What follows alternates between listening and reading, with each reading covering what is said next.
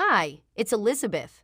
Our topic today, unique golden pectoral ornament found in 2,500-year-old Scythian grave. Before we start, please make sure to subscribe to the channel and hit the bell so you never miss any upload from us.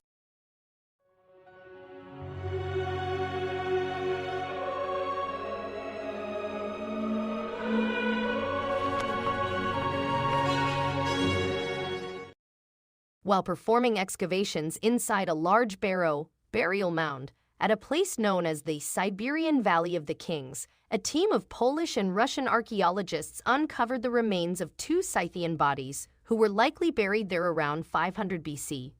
One was that of a toddler, and the other was of a middle-aged woman.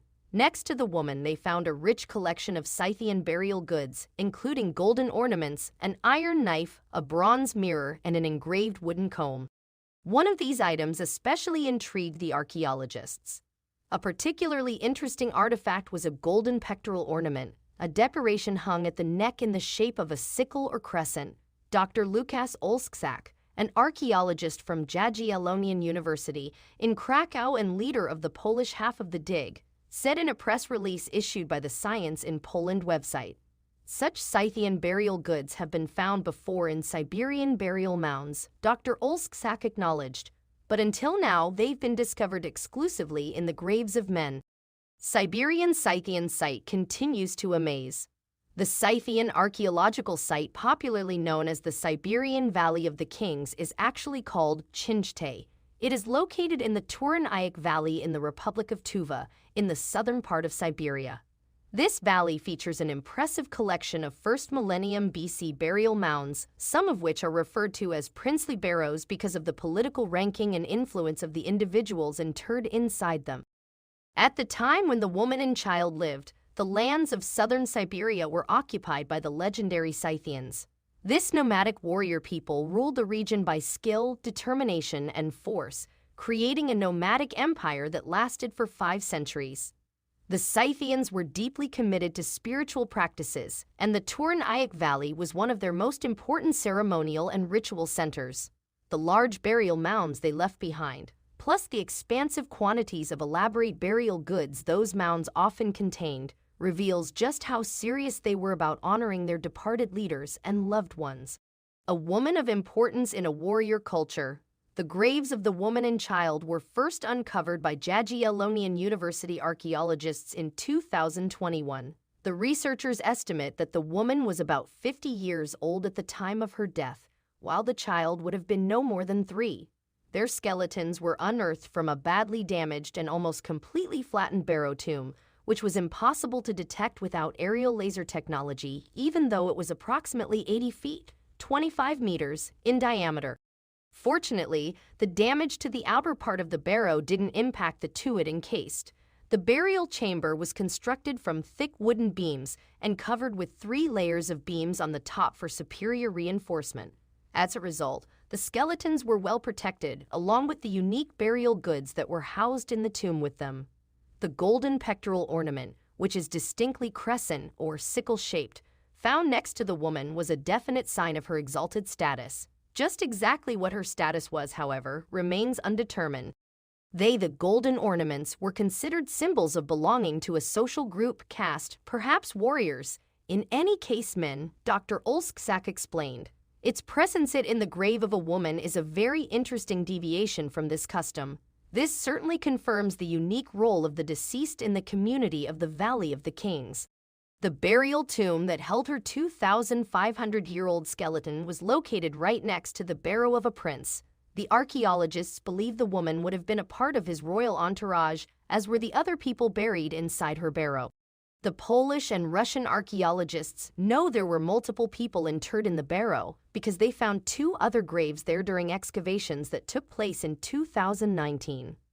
One of these graves had unfortunately been cleaned out by robbers, but the second held the skeleton of a heavily equipped young adult warrior whose collection of burial goods included several different types of weapons and a cache of golden ornaments. The tomb that contained this individual was one of 10 tombs that were aligned in a straight north-south line, cutting across the western section of the larger burial complex.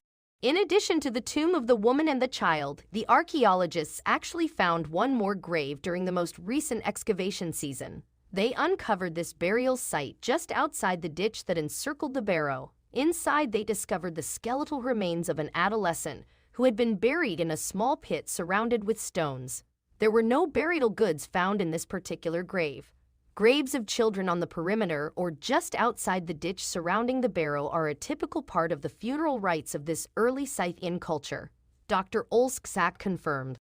While exploring the perimeter of the barrow with a metal detector, the archaeologists found more intriguing evidence of ancient human activity. After getting strong hits on the detector, they dug down and found several well-preserved bronze artifacts.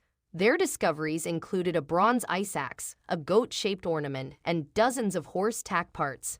During previous excavations in the area, the Polish and Russian archaeologists had discovered arrow shafts, an ice axe handle, and a piece of a quiver, a pouch used to hold arrows.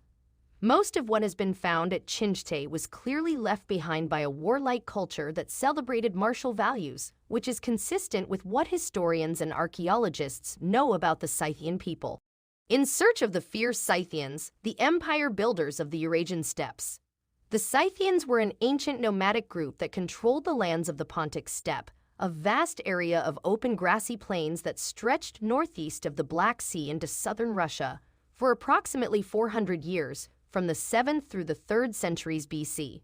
The Pontic steppe covered almost 400,000 square miles, or nearly 1 million square kilometers of land area, and the ancient state of Scythia could be found within its borders. Based on the known characteristics of their language, it is believed that the Scythians originally migrated to southern Russia from Iran. The Scythian culture was based around the glorification of warfare, and their armies were so powerful and well-organized that they dominated the lands and people of the Pontic steppe with ease. The Scythians were one or the first nomadic peoples to master the art of mounted warfare, and it was this innovation that allowed them to form Central Asia's first true nomadic empire. Appropriate for a culture that measured its worth through success in battle, the Scythians of the first millennium BC were led by an aristocracy of warriors known as the Royal Scythians. These individuals were recognized as the best of the best in a culture that was always ready and willing to fight. It seems likely that the individual buried in the princely barrow in Chinchte was a member of this ruling aristocracy. The woman and the child recently unearthed nearby would have been associated with him somehow, possibly via family relations. In fact, it's possible that all the gravesites found in the barrows of the Siberian Valley of the Kings were reserved for people that were either royal Scythians or their closest relatives. The Polish and Russian archaeologists involved in the ongoing Siberian excavations have no doubt that many more treasures are waiting to be discovered in the Turoniaic Valley. The Scythians were known for filling the graves of their most esteemed figures with abundant quantities of high-quality burial goods, and even in their more modest tombs, like that of the woman and small child, unique and impressive artifacts can usually be recovered.